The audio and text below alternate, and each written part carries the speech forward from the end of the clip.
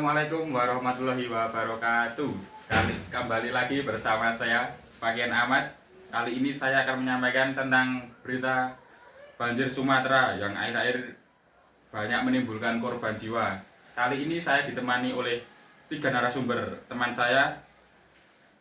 Perkenalkan nama diri kalian masing-masing. Mulai dari mbaknya dulu. Iya, perkenalkan nama saya Septia Skaramadani, bisa dipanggil Ska. Oke, perkenalkan nama saya Fani Ayu Aulia Saputri, bisa dipanggil Fani. Perkenalkan nama saya Muhammad Farel Praditya, bisa dipanggil Farel.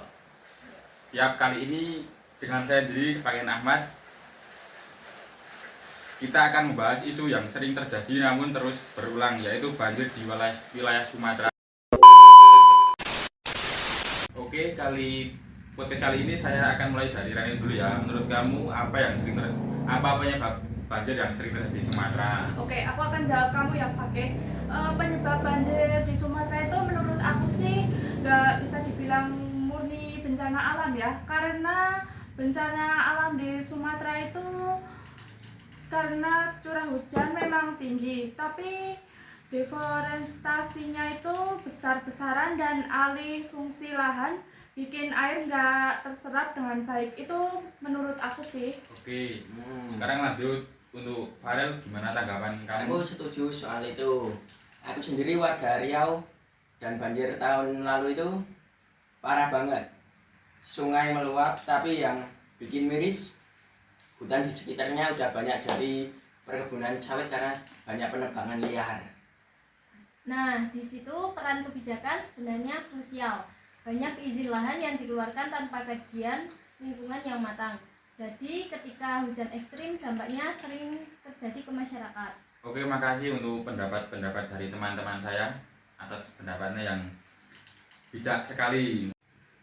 Berarti ini bukan cuma soal alam ya, Farel. Sebagai warga terdampak, apa yang paling kamu rasakan sehabis banjir ini? Oke, yang saya rasakan itu paling berat itu adalah ekonomi. Rumah kebanjiran. Nah, Kerjaan berhenti, belum ada bantuan tapi kadang telat, ada yang telat. Jadi rasanya kayak kami cuma jadi korban dari keputusan yang bukan kami buat sendiri. seperti tangan-tangan itu dari pemerintah itu ya, selalu dibohongi seperti listrik padam, tapi di tempat itu ternyata masih gelap. Nah ya itu juga. Tapi masih banyak yang lebih parah dari itu. Contohnya itu apa ya? Anggaran yang dari pemerintah intinya. Oh, tidak sampai ke masyarakat. Nah, Oh. dari pemerintah itu turun contohnya 2M, Ya. sampai masyarakat cuma dapat telur 1 kilo. Waduh. Indomie dapat 2 Indomie sama sedap. Seperti dibohongi itu listrik, katanya Pak Prabowo, kata bawahannya seperti sudah apa itu namanya? Sudah hidup, tapi yang terjadi di lapangan belum ada belas aliran listriknya. Nah, itu yang sering dilupakan. Dampak lingkungan ujung-ujungnya selalu ke masyarakat kecil. Padahal masyarakat kecil tuh nggak bisa apa-apa, bisanya pas kalau bencana alam itu ke pemerintah ya, minta bantuannya. Tapi pemerintah itu suka menyepelekan gitu. Iya benar sekali. Nah, itu. Ya, dan masyarakat juga perlu dilibatkan, bukan cuma disuruh siap siaga, tapi diajak ikut menjaga lingkungan dan dilindungi haknya. Oke, terima kasih teman-teman atas pendapatnya. Semoga ini bisa tersampaikan ke pemerintah. Ya, kalau bisa. Semoga aja bisa ya. Ya. Menarik banget, jadi tanggung jawabnya bukan cuma pemerintah, tapi juga perusahaan dan masyarakat luas. Untuk tanggapannya, Fani? Ya, betul sekali, Fakih. Tapi tetap aktor paling besar itu pemegang kebijakan ya menurut aku. Karena edukasi masyarakat penting, tetapi kalau izin pembukaan lahan masih sembarangan, hasilnya tetap sama saja. Oke, terima kasih atas pendapatnya kamu, Fani. Sekarang giliran Mas Farel untuk menanggapi isu tersebut. Sebagai warga, kami sebenarnya mau ikut menjaga. Ya. Tapi kadang kami nggak punya pilihan.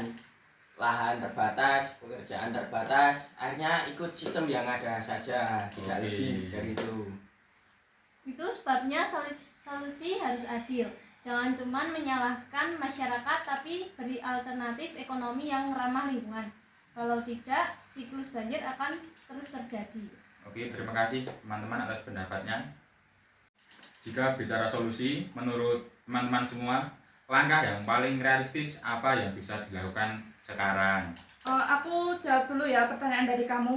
Menurut aku sih yang paling mendesak itu pengetatan izin lahan dan rehabilitas hutan.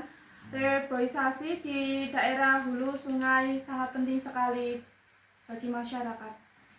Oke, dari sisi warga, kami butuh sistem peringatan dini dan penanggulangan yang cepat. Jangan nunggu viral dulu baru bergerak. Benar ya. Seperti siapa itu? Aduh, jangan disebut. Inisial saja. Iya. Pemerintah. Bukan inisial itu ya Mas? Oh iya. Ya. Saya lanjutkan ya. Dan transparansi kebijakan, publik harus tahu siapa yang bertanggung jawab atas kerusakan lingkungan. Tanpa itu, sulit berharap perubahan. Berarti jelas ya teman-teman, banjir di Sumatera bukan sekedar bencana alam, tapi juga hasil dari keputusan manusia. Diskusi hari ini membuka mata kita bahwa banjir di Sumatera adalah masalah kompleks yang butuh kerjasama semua pihak, pemerintah, perusahaan, dan masyarakat. Tanggapannya untuk Fani? Oke, aku akan tanggapi ya. Menjaga lingkungan bukan pilihan, tapi kebutuhan. Oke, lanjut untuk tanggapan dari Mas Farel. Kami warga terdampak cuma ingin hidup aman dan layak tanpa dihantui banjir tiap tahun. Siap ya. Untuk Sekar bisa memberi tanggapannya. Semoga ke depan kebijakan yang diambil lebih berpihak pada berkelanjutan dan berkemanusiaan. Ya, semoga saja kalau Ya. tidak di Iya, tahu. Ya. Terima kasih teman-teman semua atas waktunya yang kalian kasih untuk hari ini. Dan terima kasih juga buat Sobat Podcast yang sudah mendengarkan. Sampai jumpa di episode berikutnya. Ya. Tetap peduli lingkungan karena alam adalah rumah kita bersama. Ya, nantikan video selanjutnya. Ya. Bye.